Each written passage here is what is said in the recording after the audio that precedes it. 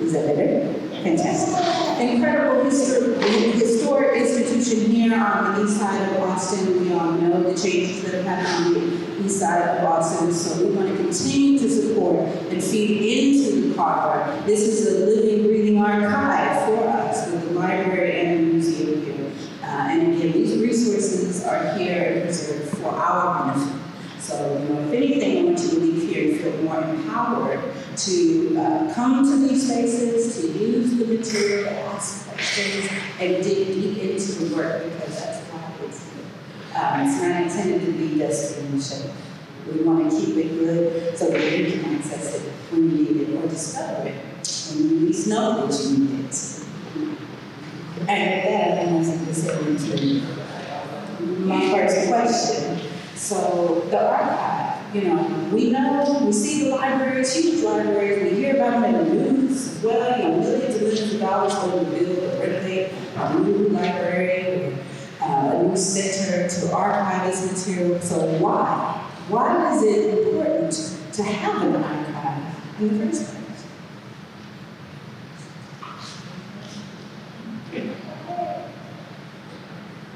Why is it important to have an archive? Well, to start at the beginning, as just humans in this world, we are living our lives, we are creating, we are collecting. And so often, we don't see ourselves as the archive, but we are. Right? Just in your daily life, think about the things that you enjoy, things that you like, things that you have just present in your space. Those are part of your collection, your archive. So when you institutionalize, then it sort of gives it elevates it in a sense, but really we're all living, walking archives. So why archives what we do? We experience things, we have interests, we have hobby, we have gifts and talent, and exercising those, we are building a legacy, we are building a record. And so to be able to be in a place where we can safeguard that and make it accessible for future generations is at the heart of our program. I need to say anything else. Rachel really captured it, I think. Yeah, I don't know how many of you are familiar with, there's a text called The Body Keeps Score. And it, is important in terms of a larger literature and body of work, which I think Black people have always been doing, but talking about the way that our bodies transport and transmit stories. And similarly, so for items, right? From our jean jacket to our purse, our grandmother's handkerchief, a special flag that we maybe took before our family immigrated to this country, or even if we know further back the descendants and ancestors who maybe came over forcibly through the transatlantic slave trade, and, geography, region. And so it's important for us as people of color who have largely experienced so many different forms of displacement to find ways that we can reconnect, not only with our own stories, but maybe the stories that we're unaware of. And I think when we begin kind of the process of, ooh, this hobby, ooh, that photograph, and at the next family gathering, we'll go out to some friends and be like, well, tell me about why do you wear that necklace or that piece of jewelry, that those become the stories possible that we can transmit and that we can share. And so I think an archive, as Rachel so eloquently said, is our lived experience, is the part of us moving through the world, but also our link and connection to the past, and that being especially important for us as people. Not only our past, but also how we prepare for the future. Think about how much we have been able to keep from losing because we had the archive. I'm thinking, forgive me, I'm not remembering the name of the family, but I'm sure some of you saw it in the news. Family in California who had their land stolen. They're from one of their ancestors. Beachfront property was stolen, and they had the documentation that they were able to go and many years fight, and finally got it back. So I think of it too as a way to empower our future selves and the future generations to come and say, no, no, no, we were here and we prepared for you, and we knew you was going to need this, so we kept it safe for you, right? All that information and documentation that we need when people and institutions and governments are actively trying to erase it, right? So with that too, my next question, what pros and cons do you see for the future of the archive? I know there's always innovation, there's definitely digitizing the archive, which I think is really helpful. I love visiting the Beinecke Digital Archive, the Beinecke Libraries of Yale, and they have Winston Hughes' archive. So you can look online and see revisions from first draft to final draft of Winston Hughes' poems with his handwriting and notes. And as a poet, that's priceless, that's treasure. To be able to see his mind at work on the page, right? So it makes it more accessible for sure, but then we also got AI happening. My fear, I'll say it's a true fear, is that if you put so much stuff on the internet, also you have to push buttons. So pros and cons of the future of it. I think that's a really thinking Amanda. That's really thinking this thought work is always sitting there when it is an exercise in like, that. But pros and cons, when I think about some of the pros, right? It's a way that we as Black folks, as students of color, catalog, document, and preserve our stories, right? The grief, the pain, the joys, the pleasure, the celebration, the transitions of our lives. One of the things that I love about the archive is that we see so much change over time, right? Or we're able to put together these kind of fragmented pieces into a more collective whole. I won't say maybe complete whole, right? Because a lot of times we just have traces. But I think that's really important, right? That even if we're able to reach back and know one ancestor in this more meaningful way, that's deeply important for us as individuals, as families, and as community. When I think about cons, I think about a lot of archives are owned by city and state governments, universities. Each of those entities oftentimes have their own political investments about what counts, what matters. Part of what I love about me and Rachel's roles is that we are committed and dedicated to Black communities archives, that we get the privilege of doing that. I have a concern or worry that one day that won't be the case, right? That, I'll just leave it at that. And so it becomes even more imperative to me that we as individuals find ways to safeguard and keep those treasures that are important to us, and that we start the conversation about like, okay, how do I, look at my house, my apartment, my garage, my storage, my attic, whatever, and I'm overwhelmed. And it begins a process of thinking about what's most important. If I only have a trace to leave with my children, with my grandchildren, with my community, with my partner, with my kids, family, whoever that may be, what do I want them to have with me? The other thing that's dangerous about archives, or at least of concern, if you will, is climate change, right? And for those reasons, and Rachel and I will share some tips, but we have to be mindful that we live in an environment, in a world that is ever changing, and the weather is changing. Because of that, physical archives are in danger, whether they be digital, whether they be paper. So those are some of the pros and cons that come to mind when I think about it, but I still think it's very necessary. I'll add that one. A pro and a con combined is technology.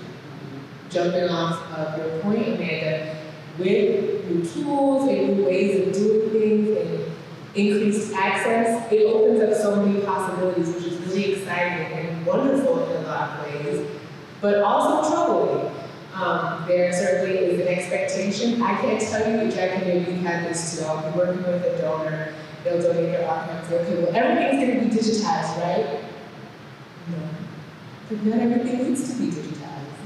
And that goes back also to climate change and what it takes for cloud storage. There's a real environmental impact, so we have to be mindful about that too. So even the expectation, so we have these digital tools, we're able to digitize and make things available, but then also manage expectations of that, real expectations of that. And then also protecting people, past and present and future, who are present in the archive, and what sometimes online visibility can do. Sometimes it causes harm. And so being mindful about how we present, especially ourselves as people in deeply invested communities of color, how helpful is that? So technology is pro and con. That's a very good point. I know some notable figures will have like stipulations in their estates and wills that this cannot be put into 100 years after I am gone. Yes. And that's because they know that there's information in there that could be damaging to their family, to their own personhood, and then that could have real life complications for the living too. So, it can also be illegal. Business to close my lip and keep celebrating. But yes, read the memoirs, do read the memoirs. But there's a lot of something that brings me to another good point. You talk about what should be archived, right? And there's some things that are very triggering, traumatic to revisit in the archive, right? And I think about going to the African American History Museum in DC, and it is a hard and astonishing experience, right? To go through and see so many now artifacts, historical artifacts, but I was not ready to see it until it happened. And I didn't understand why everyone around me wasn't falling out on the floor. But I'm also grateful that it's there so that people never forget. Not just his name, and not just the story, but to see. You have to see the casket of this 14-year-old boy that was mentioned his letter. But it is and Austin has its own.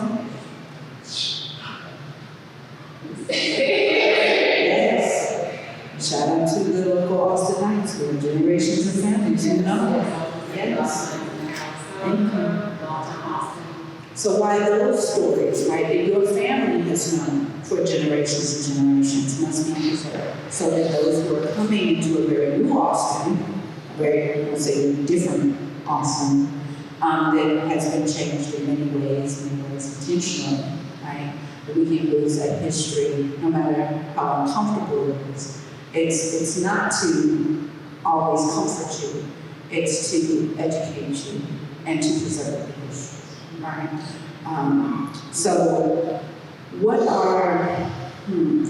is the archivist's job then to keep context in the archive, right? Where we say, this is hard to see, but if we're going to tell the story, we'll tell the whole story.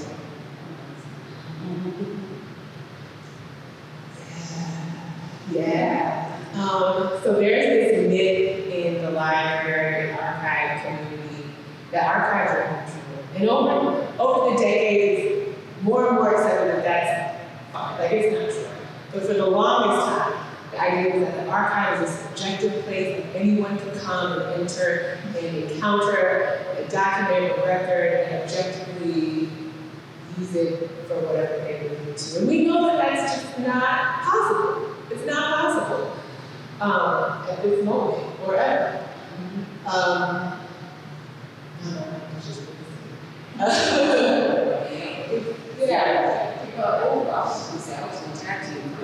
It's not an objective place. Archives are subjective.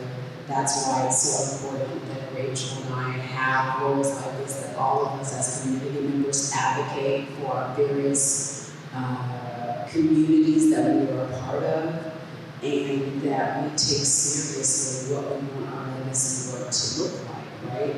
And And I say that because, to Rachel's point, this idea that the archive was objective, it was only, quote unquote, objective for one group of people, right? A largely white, male, heterosexual, and wealthy constituency. The enslaved, right? Even now, as we seek to recover the voices of formerly enslaved individuals, we have to use multiple records to put together a document where we have maybe former governors or mayors, and it's so carefully laid out who all of their kin were, what they owned, who they owned, how many handkerchiefs they died with, and for us, it's a much more complicated process. And so I think we challenge this idea that the archive is objective by allowing our subjectivity to be at the forefront and saying these communities have been excluded from these archives. We have contributed, for example, to the University of Texas, we have contributed to the city of Austin, and therefore our stories need to be represented as such. Yes, there we go. As an archivist in that environment, though, I think for us, there are hard moments, right? Because we're the first ones often to confront the erasure, the silence before the public then does.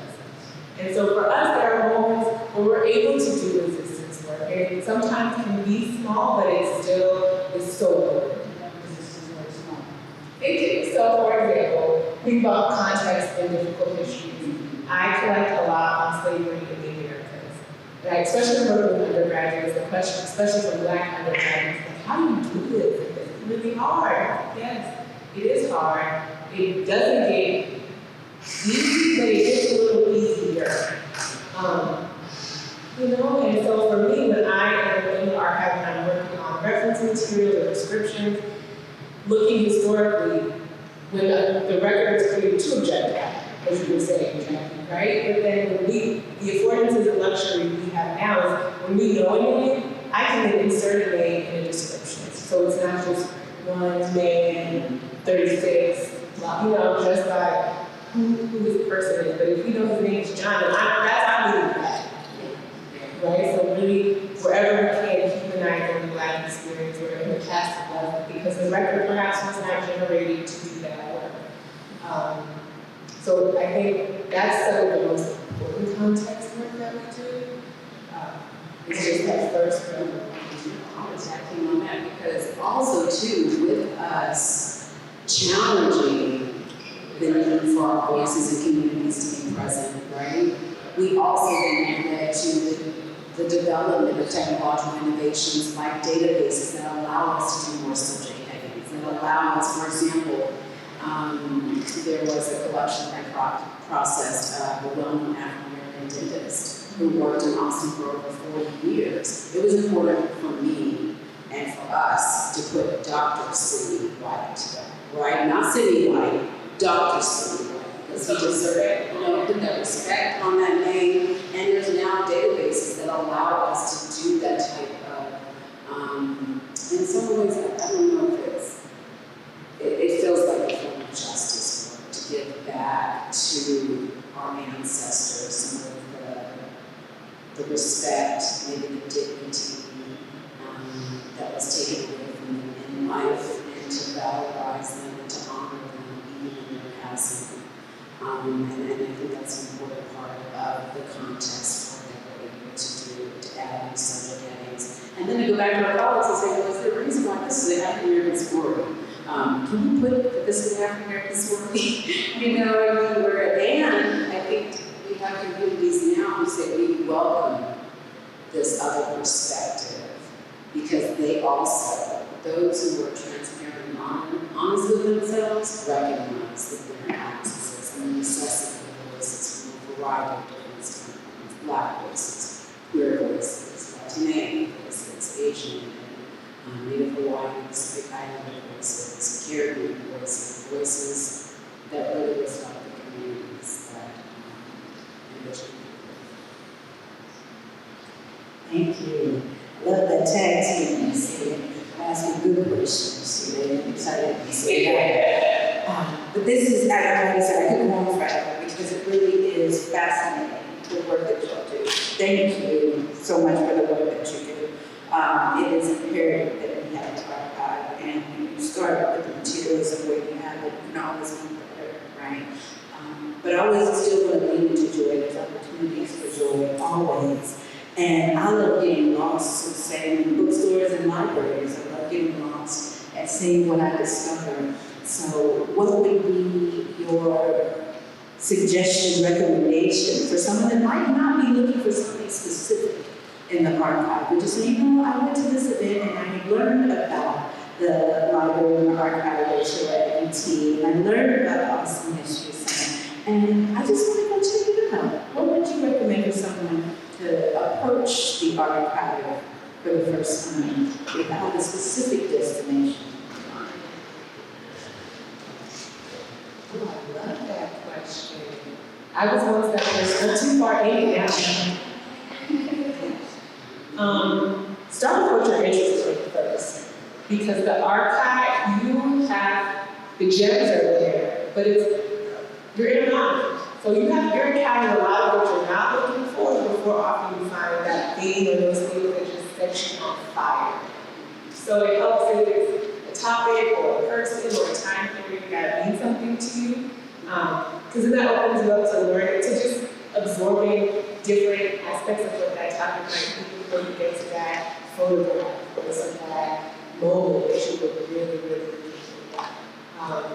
For example, I was working on an exhibition. I was here at the Carver a few years ago, and I was at the Austin History Center going through some photos, and I was looking for a specific event.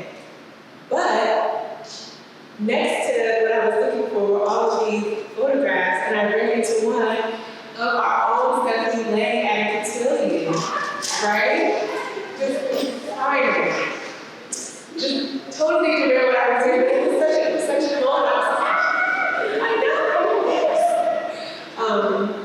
So just being open, sort of coming with an idea of things that you're interested in, things you might like to engage, but being open to being distracted or to finding gems that you need to participate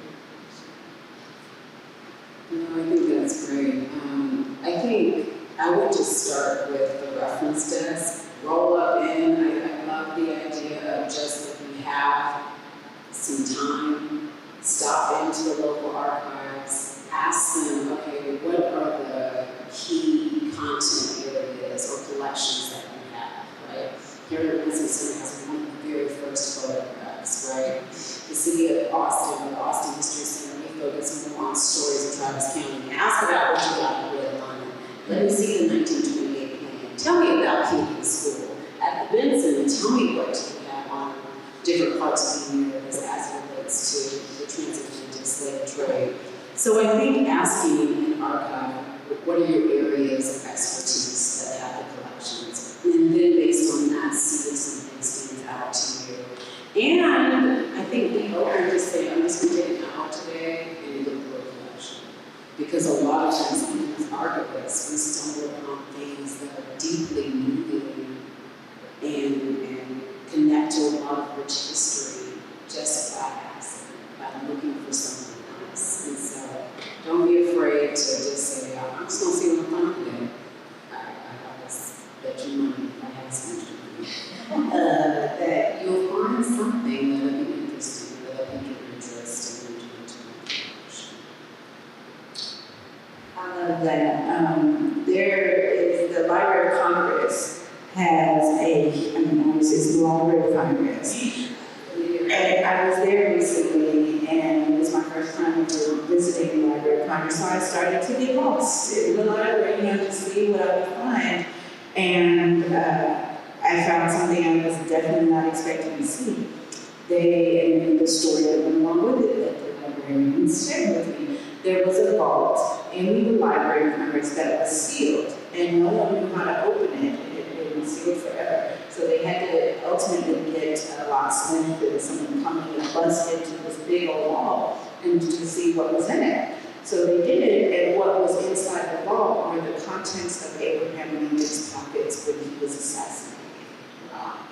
And now those items are on display at the Library of Congress. And it was just surreal to be standing there, learn this in history in school, this a significant moment in history, and there are the things that this person had with them that when you left the house, keys, whatever, he had glasses and his, little items, a little notepad. These were the things that were on him. And it felt like I was standing just a pane of glass between me and that exact time in history, right? Which was incredible.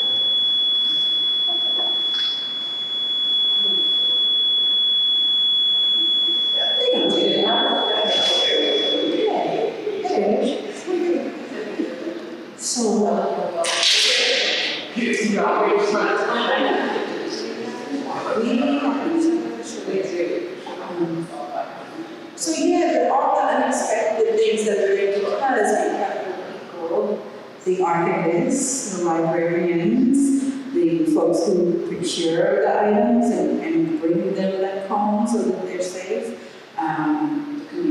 The community members who bring in photos of siblings and make sure it's available.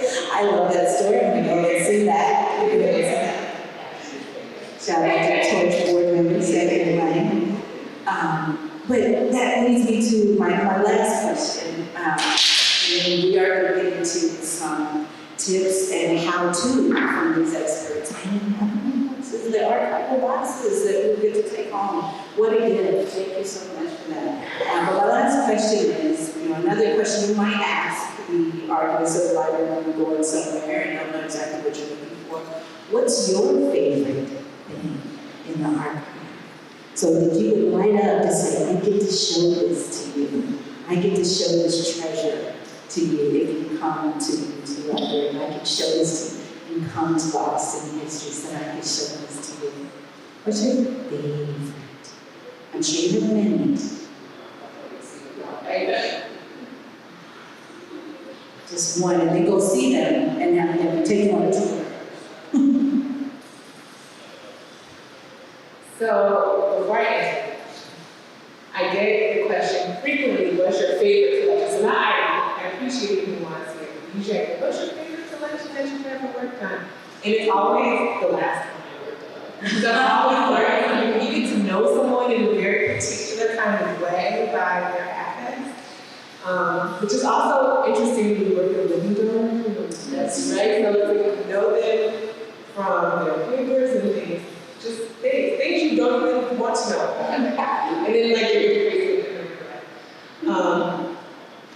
So it does, so my answer, the caveat, my answer to this question will change. You could ask me the same question tomorrow or ask me something totally different. But one thing I've been engaging with a lot lately with students who enjoy it is Dr. Omi Oshun, her papers are at the Winston in the Black Diaspora Archive. And it's so rich, she's so multifaceted. And there's something really important to me about having a performing artist who then, so the performance itself is temporal and it's no longer here, it happened, but then the documentation is valid. And so she would have these talkbacks where people, she would have these pieces of paper on these huge, like big butcher paper. And people would just go and write their reflections, their responses to what they witnessed from her art. And it's such a gift to be able to see that. And so I'll show students the responses, and then we'll look at drafts of scripts and kind of trying to imagine what that moment could be. So that's what I'm really doing. One more.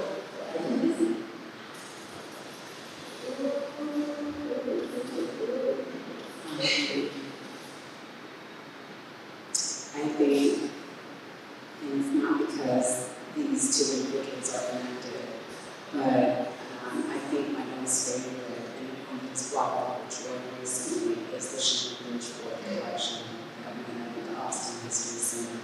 And I think part of it is because of the diversity of her collection, and not only the diversity of Sharon's collection, but also the breadth. We got like beta tapes, tapes where even the digital artist was like, we think that was made floppy disks. I mean, almost every type of genre and format is reflected in Sharon's collection, which I think brings us some type of joy because of how intentional and thoughtful she's been about her artistic practice.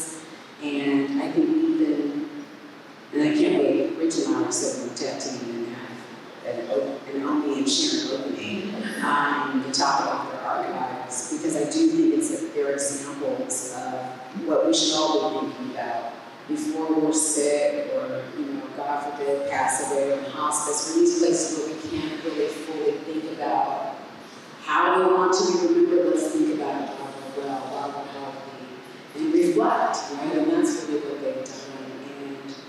And I believe Sharon has a tape called I Hate a Hoe, and I'm not going to tell you what it's about, but that was the first tape. And I think that just speaks so much to life for a whole lot of reasons. I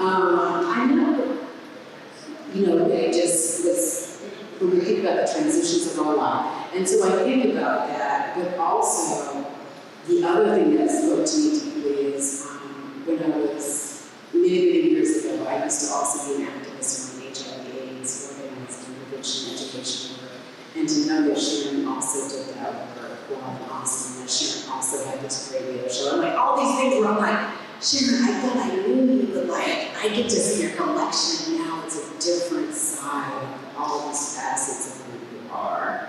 And to see someone that I admire and who is alive, and I get to tell them how much I admire and how they contribute to the city, it's just beautiful for me as an individual, but as an archivist, as a Black person.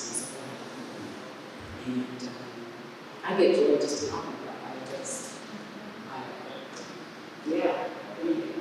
It is a gift. We get to be with these treasures, silver treasures, and keep them safe. Yes. I would say that's an important point too that you brought up. It's knowing people's connections. You can see those and discover them in the archive. I think about that wonderful iconic photo that I'm sure all of you have seen of Toni Morrison walking down the street with Angela Davis, her friend. Right? So you also get these little glimpses into their social lives. And so just imagine the conversation, the phone pick up, hey Angela, did I tell you? And to be a fly on that wall.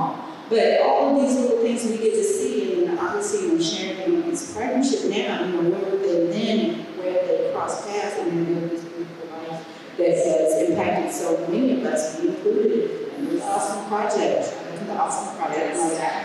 that is important work that came through the love and relationship, and all the friendships and relationships that we built because of it.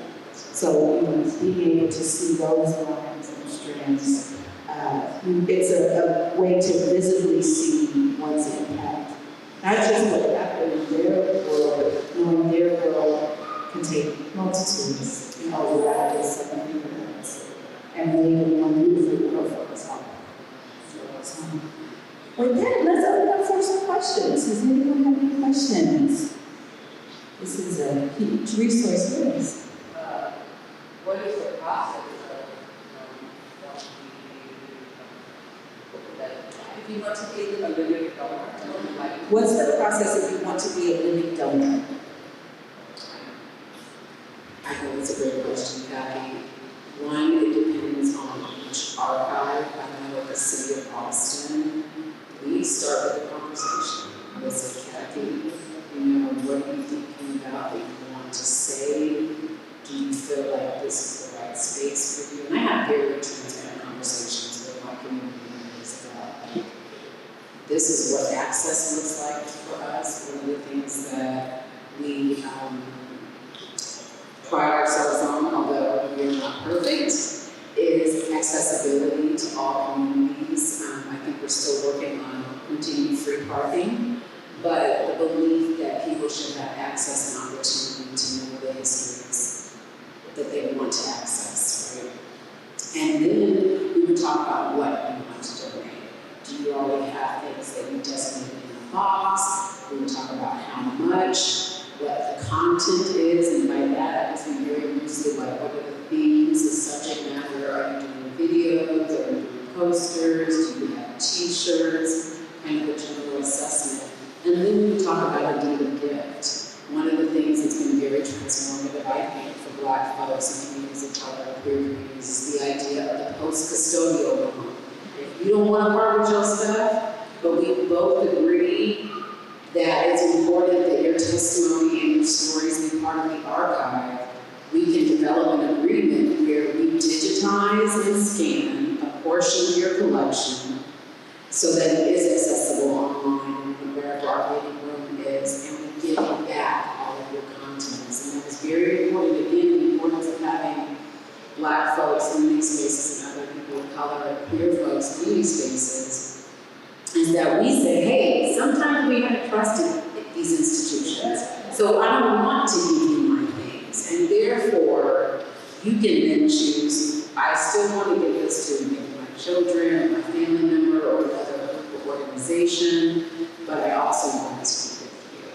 And so really we start the conversation, we talk about what you would like to donate, we talk about if we're the right agency for you in terms of the access and the timeline to process your collection, and we also can strategize different ways that we can make your collection publicly accessible. That's how we would start. But we regularly work with donors who are alive. I think it's a myth that the archive is only for people who have someone's life.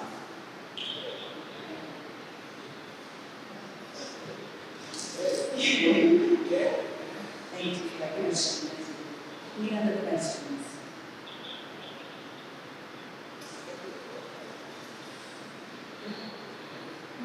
I'll say that I have a question. I told you, we don't use them, I don't use them. But that's a good point, like, what if you put something in the archive and you take it out of the archive? Oh, Yes. It gets difficult. So once it gets difficult, when you complete that deed of gift, that transfer, most institutions are like, thank you. Like we're a partnership, we're a community, but you have these things here.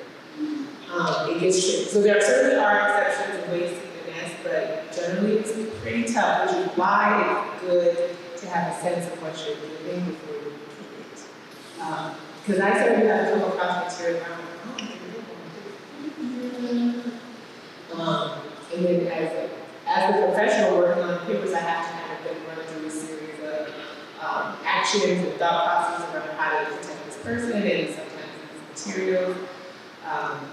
It gets hard to remove things once you realize it. Not impossible, but it's hard.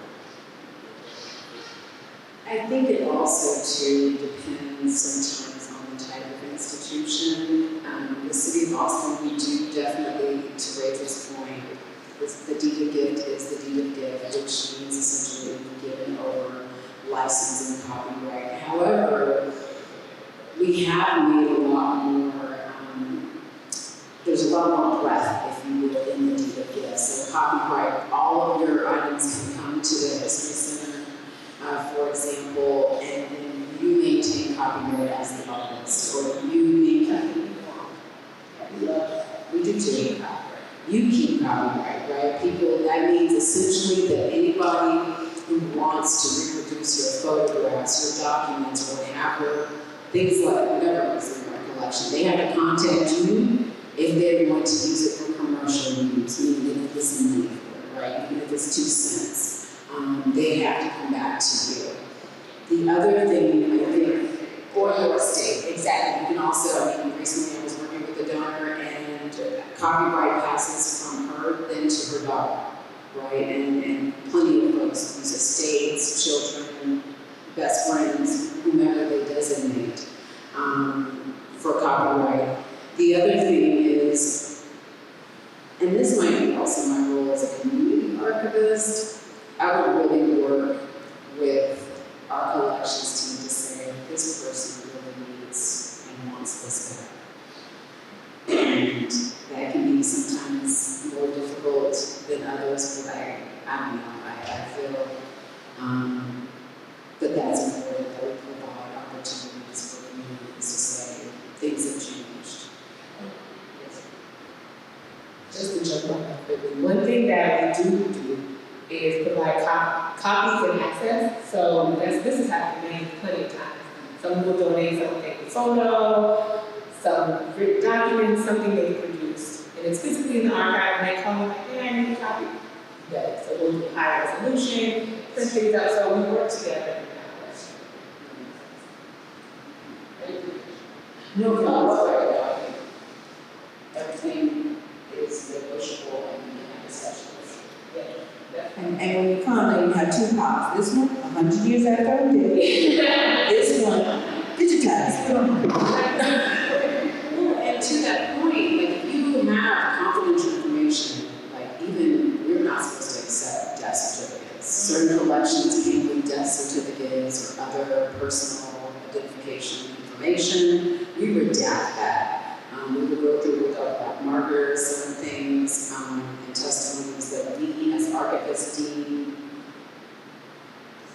sensitive. Yes, sensitive. We will not allow that public access, and not because we're trying to keep the public from accessing it, but sometimes we need to do a little bit more work to contact family members, contacts, partners, spouses, next of kin, just to make sure that this is intentional. Because sometimes people give us things, and when we're reviewing and processing, we think this might have got thrown in here and it wasn't meant to be thrown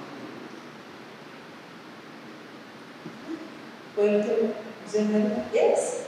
I consider myself like literalist and marginalized. Now, this is not. And so I would like access to programs today, not only this versus certainly very good. So how do I find the balance between what I should keep and what I should not? Balance between what I should keep and what I should work on. That's an excellent question. I think the way that I encourage community members and donors is to start off thinking about and having a conversation with whoever is important to you, in this case your mom. Mom, what's important to you and why? And just beginning the conversation even before you get the photo out, right? And so when you can think about significant moments of your life or the life of a loved one, that can help you begin to distill, oh, you know what, since we don't have a lot of photographs of Uncle Joe, and Uncle Joe is really important, we're going to keep 4 photographs of Uncle Joe, and only 2 of Aunt Betsy, because we got a whole lot of Aunt Betsy, and we also have her on video, and we also have some of her letters. And so beginning with what's important to you, what do you consider most precious? And by precious, too, if you have a limited maybe amount of, or only a very small trace. So for some of your ancestors or loved ones, you're only going to have one thing from them, right? Maybe a photograph, maybe for a long time I kept some of my grandmother's tissues and peppermints from her purse. That was just important to me. Eventually, you know, and so thinking about the level of how much of a particular item from that individual do we have. The other thing that I think about for individuals who struggle with giving things away, and I'm one of them, I think texts like Marie Kondo's, The Secret Magic of Tidying Up. See, Priscilla's saying no. Priscilla, you gotta talk why. I mean, I'm curious. That helped me be like, okay, you know what, Jackie? When you hold this, when I hold that bookcase, I really do like it brings me joy. Or I can put it in the file and say, I'm not ready. I think I might be ready. Or, you know what, I don't need that anymore. And so really beginning the conversation of why is it important? Because a lot of times, if we're people who just like to collect things, we've just been collecting our whole lives, and we don't even know how much we have. We also have different in seasons of life where something that was once important is no longer important as we age. Just like as we age, we can find things that, now have no significance. So really starting the conversation of why this matters to you, and particular voices that aren't as present in your kind of family collection. I'll add to that, sometimes you can be surprised by your own self. It happens to me, right? When you just start to think about, what do I even have? Like once you start to kind of take stuff, okay, well, I have a lot of this or a lot of that. It's like, I guess that's important to me. Just as I'm living life, I'm not thinking about how actually it's important to me. I'm just living that. But then I bear witness to, I have a lot of this. It's important to me. So maybe this is speaking to my life and what I want my legacy to be. And so this might be something that I prioritize. So I think it started with overwhelming. We could talk to more about this, but just kind of zooming out and thinking about what you have, what's important, in what formats they exist. That's very important to project the numbers of copies of things. You might have 25 issues of a magazine printed from 1901, and the archive is like, hey, that's great, but I don't know what it's about. But yes, it's rare, yes, it's old, but we just don't need all of them. We don't have space, again, thinking about space and environmental concerns. So, allow yourself to be surprised by your own stuff. Sometimes it's easy to kind of get in your head that I need to have this. Sometimes it just speaks to you. And that's how it should be. I saw something online to that effect, and I won't say it as they did. But basically they said, if you get dirty, if you have something to make out really nasty, would you wash it or throw it away? And I was like, that just made me look at a whole lot of stuff in my house differently.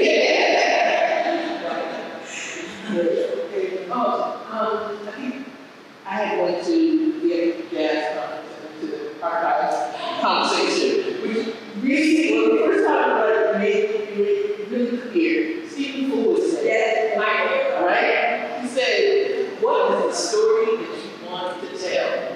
I can tell you that got me with all kind of files that I was like, oh, what is the story? So for me, it was important as a Black queer person from Austin for that story to be told, but as a lover and a producer of arts, I want people to know that I love the arts, I produce the art, and this is what I produced, this is what I love, this is what I supported. So then I'm like, oh, I want to keep this fire from this event. I want to keep it because I want people to know where my energy was going, what was happening in this city or other city, and also how I have to travel now to get some of the stuff that I need because it is not here in this city. So I go where the love is. I go for what I need in other places and how people do it. So just that piece of it, like, what is the story that you want to tell about you?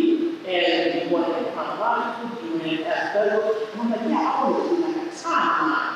So I don't need to be, I don't even know what I was doing in 2024, because when I was doing in 2019, I would receive changes and growth.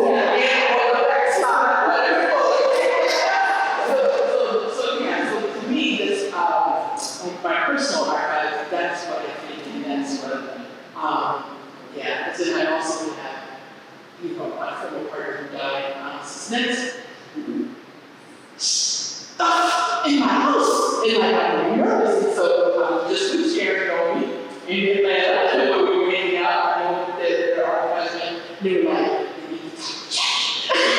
because I was just reading my journal feed, and she was like, read these journals, and she was like, all this stuff around me, this needs to go to Austin History today, and I didn't knew that, but then Winston did ask for archives, and I was like, so there's all this stuff that I have of her things that absolutely need to be archived. I'm thinking about Eugene, and she was the gender and sexuality library that made that her, right? And I'm like, where is that giant photo that I donated that we did for the memorial that was there?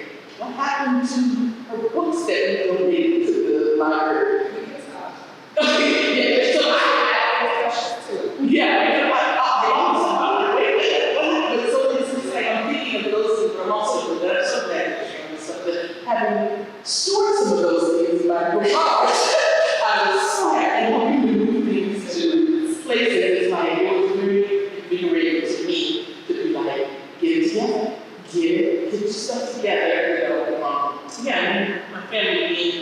from, the Austin and surrounding area generations, 7 count, and it's just important that I can ask my final questions, more and more, and just, so really not thinking about preserving, documenting, And what story do you want to tell? yeah, and that's the thing, like, what is the story that you want to tell about you? And to that point, can you also give the archivist what you don't want to tell? I think that's also what we love. Like, we were talking about Winston uses scripts. A lot of times as artists, as lovers, as family members, as writers, as teachers, as educators, as whatever we do and move through this life, what do we not want people to know? But that's the stuff we need. Only because, like, your survival story, your testimony about what you wrote after the greatest breakup of your 17-year-old life evolved you into the artist that you are now, evolved you into the person that you are right now. And those are important too. Also for the generations to come after you. When Sharon and I talk about that, I love because we have different iterations of Delta DNA, different iterations of the performances and the improv. And the same thing for Lights and Music. It didn't come out perfect at first, or maybe it did that one time, but let some other future individuals see that it was a work in progress, right? And I think I talked to a lot of community members about that, like, and you forgive me, all of the refined and finished, well, good, what I mean? Right? I want your 6th grade photo. Okay, the babies. Because that also tells a story, right, of that evolution. And so I like to. I think part of that is just the person. That's all the gifts that the archive is able to offer. And to the point, there's a local artist here, Lady Myers, Austin, her Trisha Brewer. Yeah, so she did a lot of work actually about the first Black Things in Austin exhibition that is or used to be in the gallery.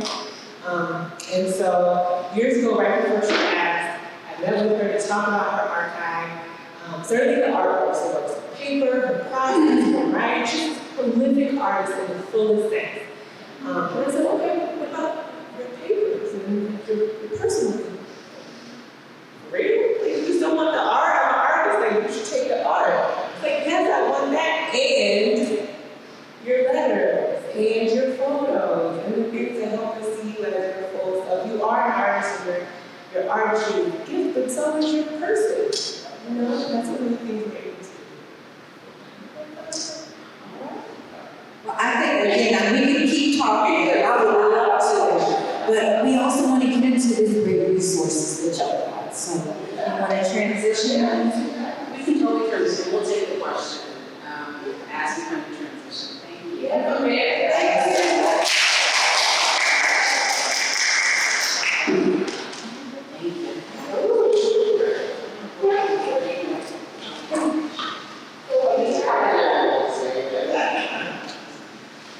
So we have some boxes over here on this table. If you haven't gotten one, please be sure to get one.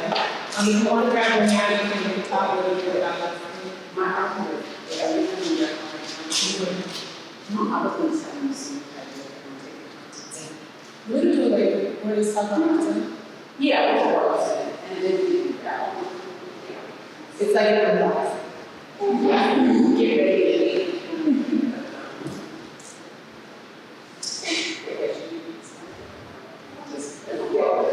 We're going to go with it. These are the contents. Okay. Quick question. Did anyone bring something else with them they wanted to share?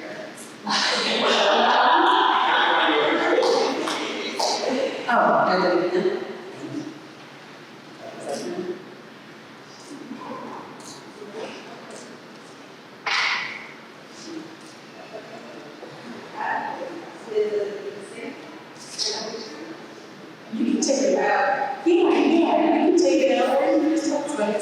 photo of your car. Oh, no, I won't keep it still. Just more just an example of something that you're wanting to keep. So I have here a piece of my girlfriend as well. It was not always, it's very, I mean, it's very good, but it's very special.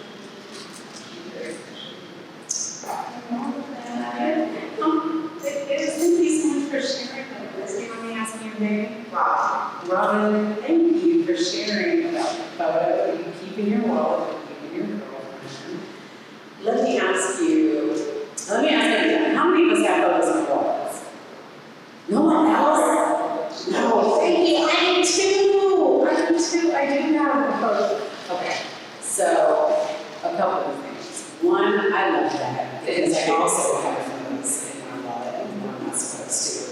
But two, we might think about protecting that photo since photographs are really sensitive to the heat and humidity of Texas, especially Polaroid, and that was Polaroid too. Especially Polaroids,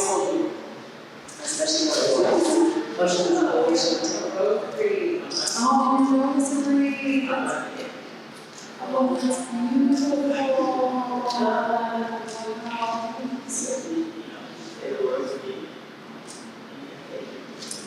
That's so special. Thank you. Oh, okay, so we're going to talk about textiles, jewelry, but also photographs.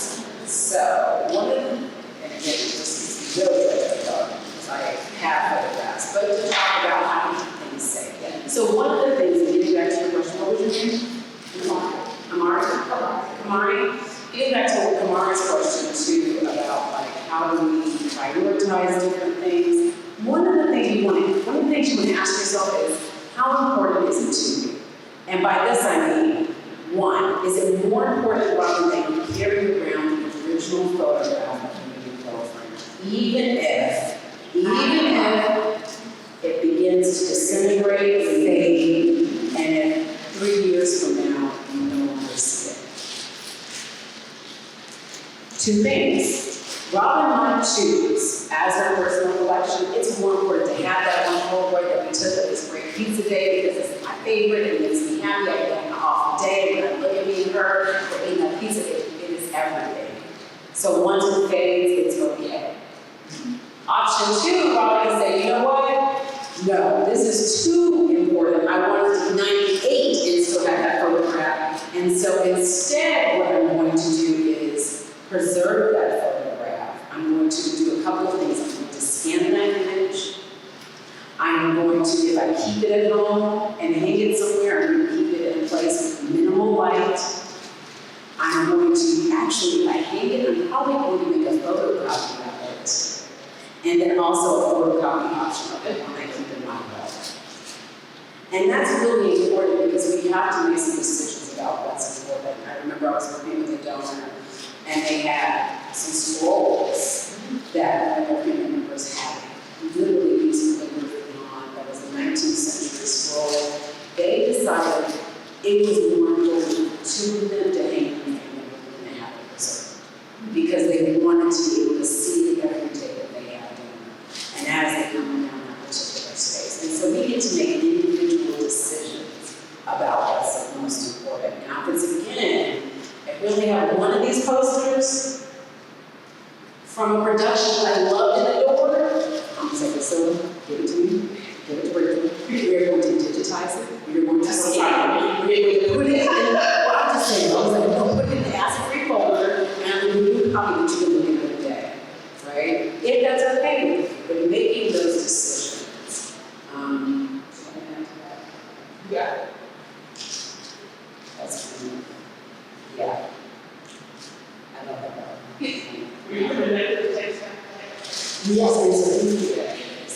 so now, listen. Do you carry the rosary with you everywhere you go?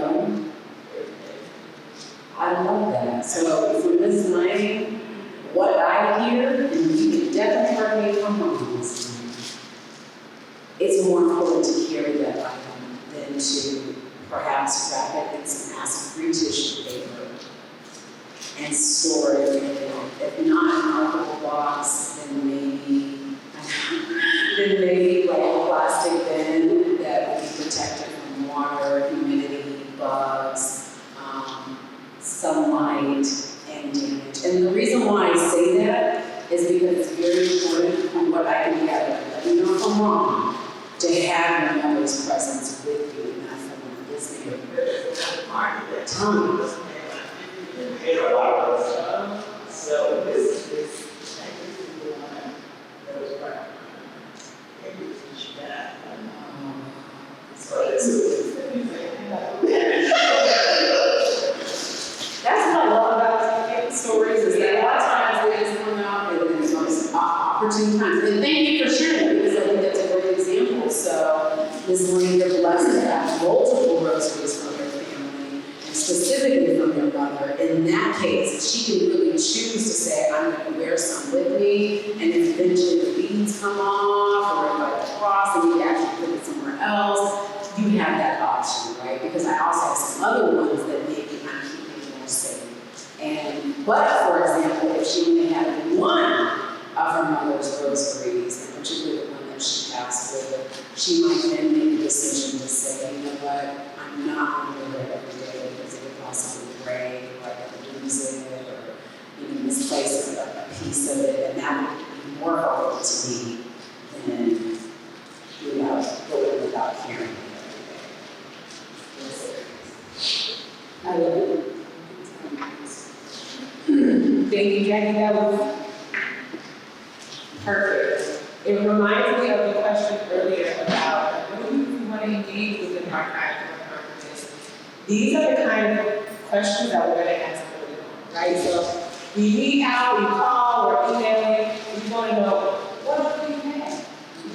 Where's it stored? In the closet, in the purse, in the attic, in the garage? That gives us an indication of what condition it might be in. That gives us an indication of if there might be preservation things that we do, specific preservation measures we need to take, or questions we need to ask.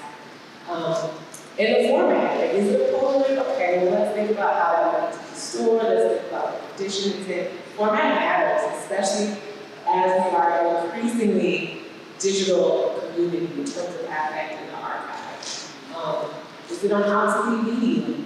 Can we access it? Are the files corrupted? Wait, Rachel, what is Oxford D? Such a wonderful question. So for those of us, I feel like it's most of us in here, the VHS generation, right? They stopped making them a few years ago. You cannot buy old VHS. So VHS tapes are considered obsolete media. They still exist, so they like archives. We have the machinery to operate them, but you can't go by, maybe on the but just you can't go to your big box store. So as we have changes in technology, you can think about laptops now, they don't have CD drives anymore, right? CDs are on their way, eventually they will be obsolete media. So with that, even hard drives, you will hear us probably today and tomorrow and forevermore talk about the importance of hard drives and backing up digital files. But hard drives are obsolete. A hard drive you bought 5 years ago might not be working today. Pause PSA, how often should you check your hard drive? I would ask you.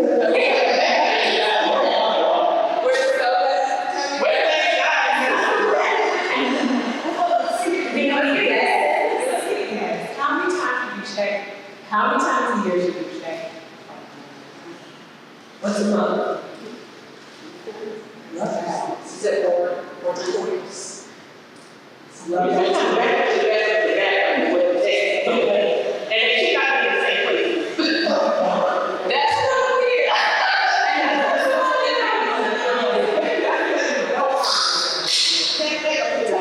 That's it, 100%.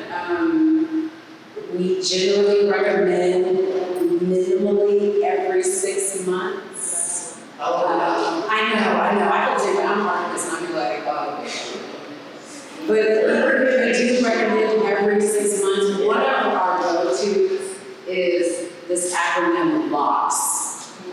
lots of stuff. Lots of copies. Lots of copies, thank you. Lots of copies keeps stuff safe. Lots of copies keeps stuff safe. And to Priscilla's point, right? You are not going to have, am I not? This way. So you're not going to have your flash drive or hard drive, your cloud, all in the same place. As well as even like, so for example, you have great-grandmother's letters. Choose to duplicate great-grandmother's letters. Scan them, keep them on your cloud, then back them up on a flash drive or a hard drive, and then donate them to an archive or have a family member hold them. Yes, and with letters and paper, please, flat. Flat. So things that are folded in an envelope, like a letter, unfold it, lay it up. Maybe you're just talking about, you see something, you see flat, I said, ooh, love that, lay it flat. Keep it flat and folder. So you, as you're with grandmother's letters, as you're digitizing and handling, don't fold it back up and put it in an envelope. Keep an envelope, just have everything flat. Now you got these lovely folders. And with it being flat, remove metal paper clips and staples. So the easy one to put the. We have plastic clips. Huh? Is it metal? I mean, why not? You said remove the paper clip? Yeah. Oh, so the other kind, okay, The plastic. The plastic. Well, that's the color. That's because metal will rust. okay. Oh, that's a compromise paper. Something that currently exists as a cloud, only ever exists as a cloud. Is the only other option backup, or is there any other, is there only going to be a cheap convert formats to save that, an audio recording that exists in the cloud? So for example, an audio recording is most likely going to be an MP3 file. And so, or rate, true. And the window rate can speed. Yes. So in that sort of instance, when we talk about multiple copies, sure, have it on the drive where it was originally, maybe also have it on an external hard drive or a flash drive, maybe have it in a different place, in a different cloud, or a different account, just so that, especially when we rely on these software platforms, if it goes down, that's all there was. So the file format itself, like an MP3 that way, we can work with that. Because with that technology, we can address the format itself. It's just having access to that file. So we want to make sure that that's preserved. But the same thing with email, right? Because like my mother died last year, and I had all my voicemails from her, and I was had that I was able to use them. So I saved them in the middle envelope, and then I also emailed every one of them to myself, and then I labeled them. So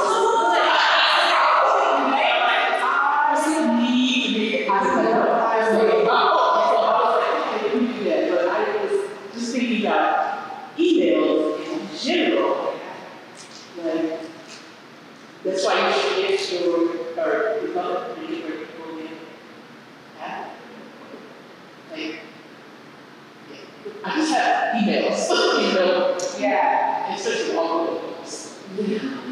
I think, well, I was just gonna say, I think that's beautiful, Priscilla, because I think a lot of times, okay, so today is the technology, right? We want to capture and keep someone's voice. We can send it to us as an audio file, we can keep it on the cloud, and we can download it to a hard drive. The other thing that I think is really important, and I'm not sure my cousins did it when my aunt passed away, where they were able to work with someone, I think similar to a QR code, where they hold up their phone and it's a WAV file that is visual and in a frame, where you can hear my aunt's voice. And it's so powerful, it's really powerful. So to keep and preserve different parts of our family members, our loved ones, memories. Oh, emails, print them those too, I mean, well, yours, Yeah, I agree, but email is something that you actually might want to curate. You just think about, I think your inbox. I can create a PDF. Oh, yeah. Just all of the things that come through, like. even visually, not all the emails. Well, no. Precious. To say that, like, you know, I have all kinds of stuff in my, in bed. I mean, I don't even know, I have copies, I can't even access it anymore, so that was kind of my self-based, you know, like, okay, so. I appreciate you mentioning something that you really have, because, and I felt the same way, because UT took me,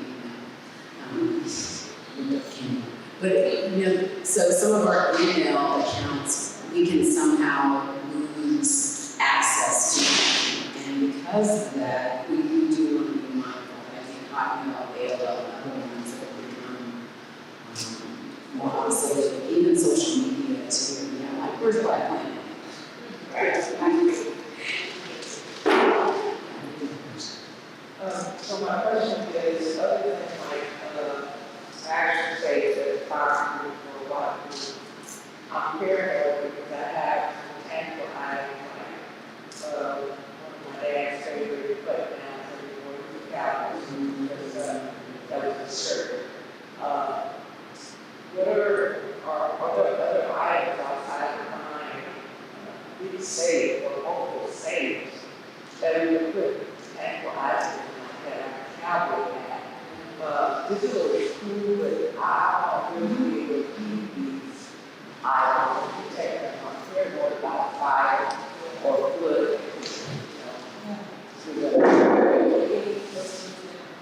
Right now, I have boxes that not necessarily have or whatever, but I have boxes. Some items are in like the shirt is folded up in the box. And what other part of your I have boxes and my walking box. Okay. But to be honest with you, I have a garage that's full of stuff too. I like to have a little thing and has stuff in it. And I'm one of those that thank God I'm curious because I'm always thinking about I don't want future generations to be digging for this information. And I'm also preserving stuff for my son because I think that people over his marriage here this is what he has. That's wonderful. I will say that garage, and my heart's trying to be really, really fast. Garages are not the best place. Just because materials become subject, garages are empty, right? And so they are subject to a lot of environmental events that can cause harm. So if it's in the garage, you can get it in something plastic, in something secure. It is. I can relax a little bit more with that. But if you have something in the garage, if you have it in the basement, if you have it in the attic, those are all trouble spots. They are more accessible to pests. They are more accessible to, I see other people.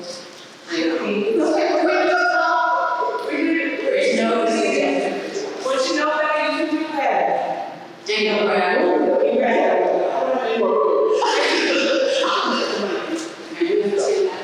Well, I was going to say part of what is in the archival kit. So, Kathy, I like that you also talked about textiles, against shirts, against hats.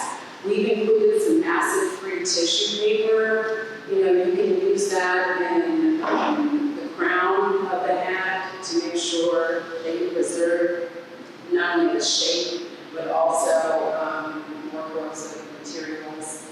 Also, wrapping your shirts in acid-free paper is another way, and laying them also flat, like you would a written document.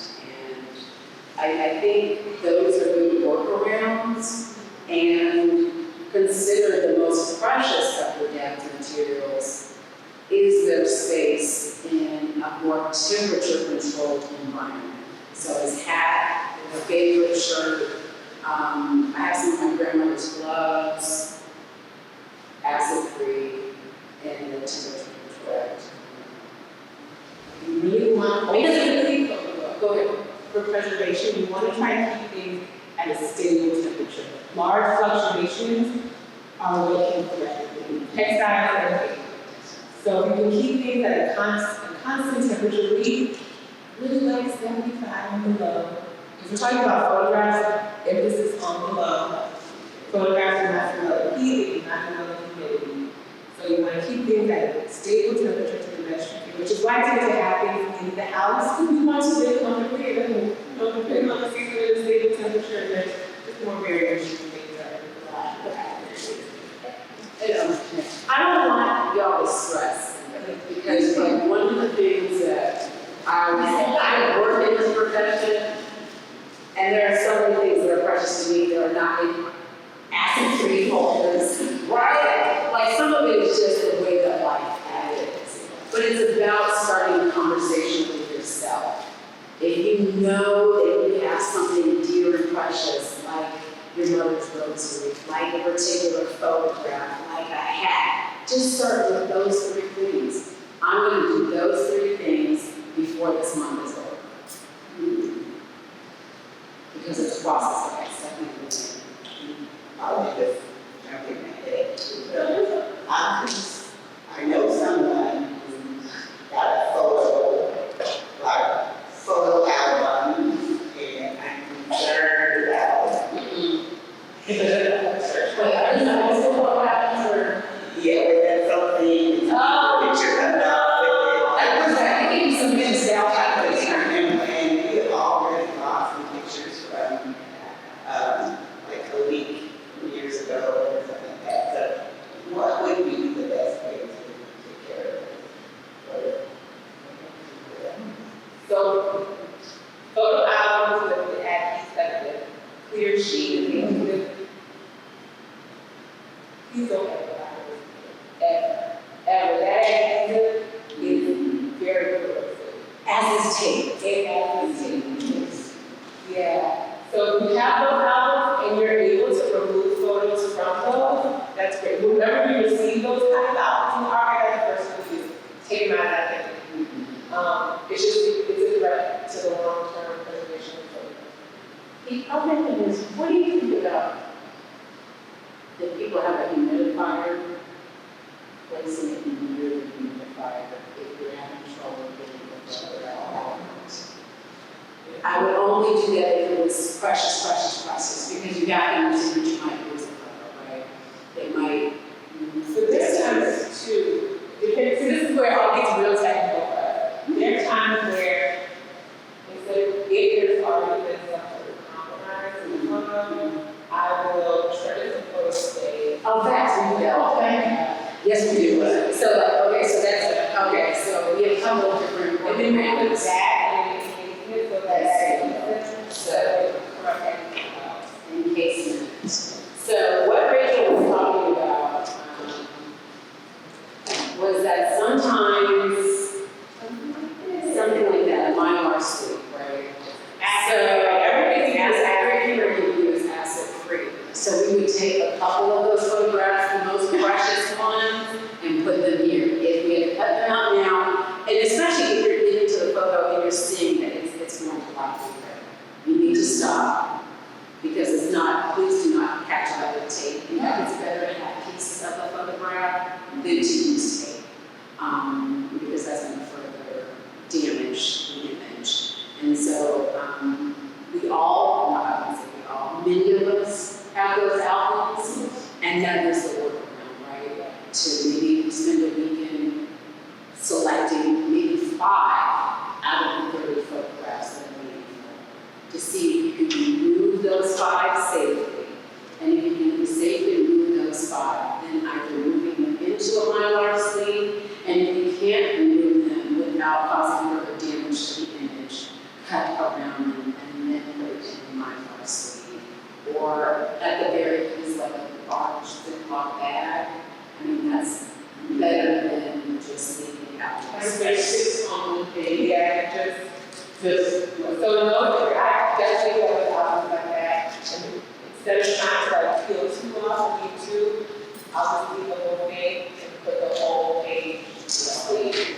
So each page is gonna have its own sleeve so that should any other photos come in contact with that somehow, with the gap is, or with that actual contact with the exhibit, it will cause it. I think we have one last question, Samantha, and then we will have to wrap it up. Please. So my question is, when we talk about laying documents flat, if you have something that is in an envelope and it's flat, but it's not one of these specialized envelopes, can you leave it in that, or should you take it out and always get something of this quality? I say, always start with what you can do. So lay it flat, you can always do that. You don't have a folder, that's for an archive folder. I need to archive folder, that's fine. As long as it's flat, that helps prevent further damage of creasing or tearing or putting stress on the paper in certain ways that down the line can be harmful. So just have it flat in a folder in a stable temperature, and that is solid work. If you can put it in an acid folder, that's value add. Well, some things might be much bigger, but I have 4 foot by 4 foot prints from my first art exhibit. That's not going in that folder. So I'm trying to think of, what's the best way to protect those so that they're not damaged. With things of that size, then you are going to look at taking a photograph to get a digital image. Because, and oversized folders. We can, in boxes, because depending on how precious the material, like the first exhibit, you might choose to then want to put that in a box and spend the money, because that's a significant moment of your time. And so,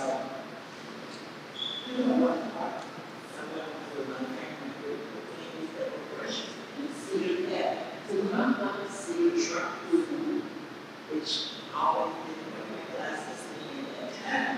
But that little way you can make a decision as to what you're going to do. As long as that's in strong firm state, as long as it's not in the garage, the basement or the attic, it's together. Because there's going to be a more stable environment where the trunk is, and so the likelihood of those things enduring is a lot higher. Thank you, everyone, for your